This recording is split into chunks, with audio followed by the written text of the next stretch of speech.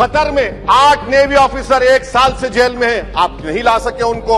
It won't be, आज हम आपके सामने खड़े नहीं हो रहे होते अगर इंटरवेंशन नहीं होता at that level, highest level. बस ये कहना चाहेंगे कि ये वाले दिन का हम बहुत दिनों से वेट कर रहे थे और प्राइम मिनिस्टर मोदी और उनका पर्सनल इंटरवेंशन, उनका इंटरेक्शन, और एक और मौका लेना चाहता हूं कि थैंक करूंगा। एक मुलाकात और बदल गई पूरी तस्वीर। भारत को मिली बड़ी डिप्लोमेटिक जीत। कतर ने 8 पूर्व भारतीय नौसैनिकों को किया रिहा। Let's have 3 cheers for India. Hip hip, hip hip, hip hip, hooray! Bharat माता की जय, भारत माता की जय, भारत माता की जय। भारत माता की जय के नारे लगाते ये लोग हैं कतर से रिहा होकर लौटे वो 8 पूर्व भारतीय नौसैनिक जिन्हें कतर ने फांसी की सजा सुना दी थी। और ये यूं ही पीएम मोदी की तारीफ नहीं कर रहे, बल्कि ये पीएम मोदी की कूटनीतिक बातचीत का ही नतीजा है जो आज ये वतन वापसी कर पाए। कतर की जेल में बंद 8 पूर्व भारतीय नौसैनिकों को आज रिहा कर दिया गया। भारत की कूटनीतिक दखल के बाद कतर ने इस सजा को माफ किया है। अब आखिरकार इन पूर्व नौसैनिकों को कतर ने रिहा कर दिया। 8 में से 7 पूर्व नौसैनिक भारत पहुंच भी चुके हैं। इस मामले में भारत सरकार की कूटनीति काबिले तारीफ है। कुछ दिन पहले लोकसभा में AIMIM चीफ असदुद्दीन ओवैसी बोले थे, साथ ही सरकार को चैलेंज भी किया था कि कतर में फंसे सैनिकों को वापस लाकर दिखाइए। आप विश्वगुरु कहते हैं, कुलभूषण यादव को भूल गए आप। कतर में 8 नेवी ऑफिसर 1 साल से जेल में हैं, आप नहीं ला सके उनको। और किसे मालूम था कि सरकार अंदर खाने ऐसी रणनीति बनाएगी कि हमारे पूर्व नौसैनिकों को कतर वापस भेज देगा। कतर के इस फैसले का भारत के विदेश मंत्रालय ने स्वागत किया। आज की सुबह भारत के लिए एक बड़ी डिप्लोमेटिक जीत की खुशी लेकर आई।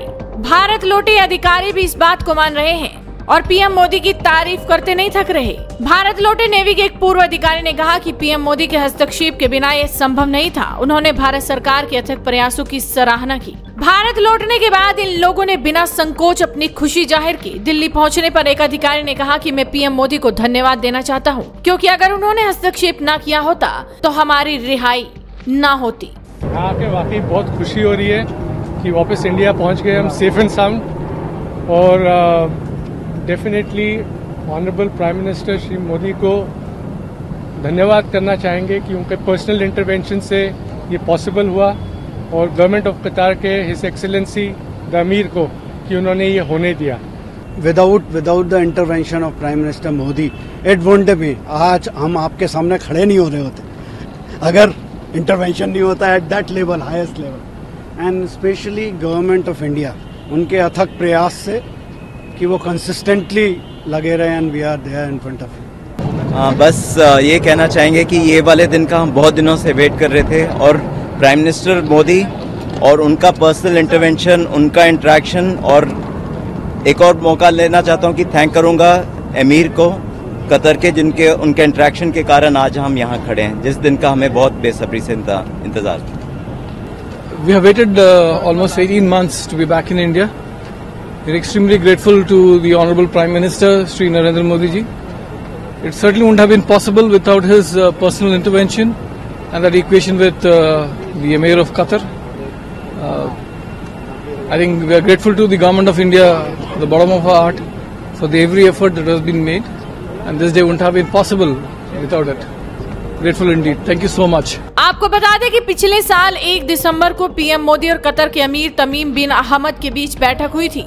माना जा रहा है कि इस मीटिंग ने ही 8 भारतीयों की रिहाई का रास्ता तय कर दिया था। इनकी रिहाई के लिए आधिकारिक और बैक चैनल दोनों ही तरह की बातचीत का इस्तेमाल किया गया। पीएम मोदी ने इस मीटिंग के बाद कहा था कि द्विपक्षीय साझेदारी की संभावना और कतर में भारतीय समुदाय की भलाई पर हमारी अच्छी बातचीत हुई। इस बातचीत में 8 भारतीयों की रिहाई का मुद्दा था या नहीं, इसके बारे में दोनों देशों की ओर से कोई आधिकारिक पुष्टि नहीं की गई थी। लेकिन वतन वापसी करने के बाद इन पूर्व नौसैनिक भारतीयों के चेहरे पर कितनी खुशी है, ये आप साफ देख सकते हैं। तो आप इस वीडियो को शेयर कीजिए और जुड़े रहिए हेडलाइंस इंडिया के साथ।